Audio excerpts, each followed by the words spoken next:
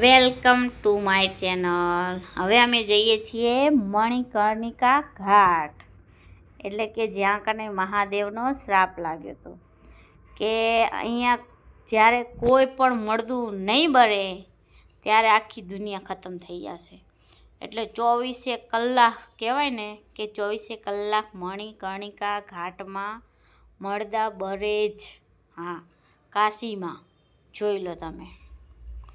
જો કેટલા એકદમ લાઈનો લાગેલી છે, બાપરે બાપ.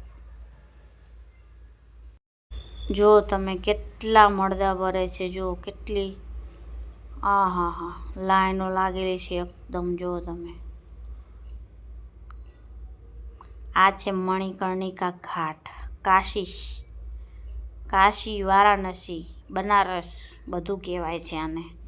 આ છે મંદિર છે મણિકર્ણિકા ઘાટમાં. અને જુઓ તમે કેટલા મળદા ભરે છે. જુઓ તમે, મેં તો પહેલી વાર આવું જોયું લાઈવ. બાપરે બાપ. જુઓ તમે. જો હવે આ જે મળદાને લઈ અને સ્નાન કરાવવા જશે, ગંગામાં સ્નાન કરાવશે, એના પછી એને અગ્નિદાગ આપશે. જુઓ તમે. જો તમે, આ લઈને જાય ડાયરેક્ટ આવી રીતના જ નવરાવશે, ડાયરેક્ટ પાણીમાં. જો તમે, અને અહીંયા એકદમ લાઈન લાગેલી છે શમશાન ઘાટે. મણિકર્ણિકા ઘાટમાં એકદમ લાઈન લાગેલી છે. જુઓ તમે. જો તમે કેટલા મળદા ભરે છે. જો બાપરે બાપ. ઓહો. અને અમે ત્યાં કને એવું સાંભળ્યું હતું અને અમે બોટમાં જોયું પણ હતું કે એક અમેરિકાથી બારેથી એક ડેડ બોડી આવી હતી અહીંયા કને કાશીમાં. અમે થોડાક આ વિડીયોમાં નથી આવ્યો, પણ એક એવી બોડી આવી હતી કે બારેથી આવી હતી, વિદેશથી આવી હતી અહીંયા કને મોક્ષ પામવા માટે. એટલે એવું કહેવાય છે કે જે કાશીમાં જેને મોક્ષ જોતો હોય ને એને કાશીમાં ભગવાન મોત આપે અને ત્યાં કને એને અગ્નિદાગ દે ને, તો કાશીમાં અગ્નિદાગ દેવાથી મોક્ષનો પ્રાપ્તિ થાય છે. એટલે છેક અમેરિકા ફોરેનથી માણસો ડેડ બોડીને અહીંયા લાવે છે. એમની ઈચ્છા હોય ને મરવાવાળાની પૂરી કરે છે, અહીંયા કાન લાવે છે. અને બહુ જ ખતરનાક સીન હતો અહીંયાનો. બાપરે બાપ, મને તો બહુ જ બીક લાગતી હતી. હવે અહીંયાથી અમે જાશું બોટિંગ કરવા, એટલે કે બધા ઘાટ છે ને જઈશું, બધા ઘાટ જોવા માટે. એટલે કહેવાય છે કે કાશી વિશ્વનાથમાં 84 ઘાટ છે. હવે આપણે બોટમાં બેસી અને 84 ઘાટ જોવા જઈશું. જો મોદી સાહેબે કેટલો સરસ વિકાસ કર્યો છે. જો કાશીમાં ત્યાંના સાંસદ છે મોદી સાહેબ. હા, કેટલો મસ્ત સુધારો કર્યો. જો તમે એકદમ નજારો મસ્ત. જો કાશીમાં બહુ જ સરસ ફરવા જેવું પણ છે, દર્શન પણ બહુ સરસ મંદિરોના થાય. ત્યાંની ગલીઓ બહુ મસ્ત જોરદાર. જો ફોરેનરોય આવે છે. જો ચાઇનાવાળા પણ દેખાણા માણસો મને. હા, જો તમે કેટલું માણસ છે, જોઈ લો તમે. પબ્લિક કેટલી આવે છે એકદમ બહુ જ. આ બોટમાં બેસવાના એક મેમ્બરના 100 રૂપિયા થાય છે. આપણને બધા ઘાટ ફેરવી અને પછી આપણે જે ઘાટેથી બેઠા હોય એ ઘાટે આપણને ઉતારી દેશે. જો તમે, ચહેતી, અમારે મેસુ, અને હવે મમ્મી આવતા હશે પાછળ. આ ભાઈ પૂછે છે કે ચલો બેઠોંગે બોટ મેં.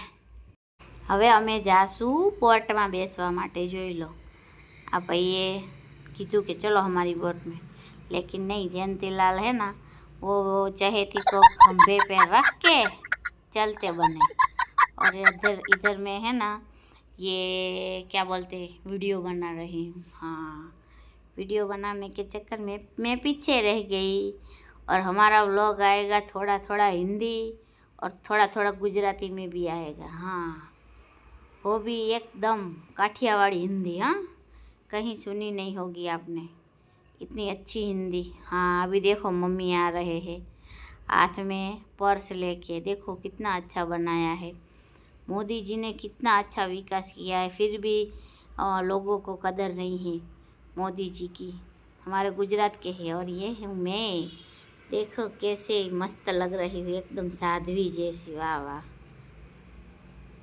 एकदम मस्त लग रही हूँ मैं.